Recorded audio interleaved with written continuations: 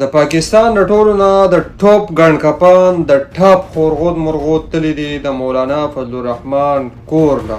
او دغه جیوای والوی چې مولانا فضل الرحمن کور نه سیاستدانان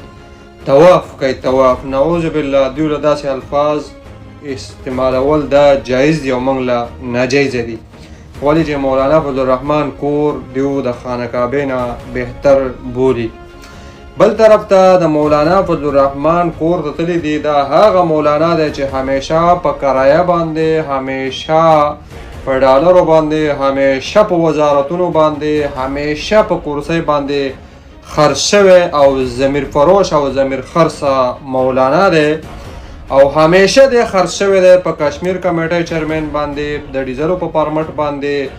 دی په وزارتونو باندې، دی په وزیر مواصلات باندې، په عدم اعتماد کې دی استعمال شوی دی، او اوس بیا 27 ترمیم لا استعمالوي. 27 ترمیم چې دی دا دی څه شی؟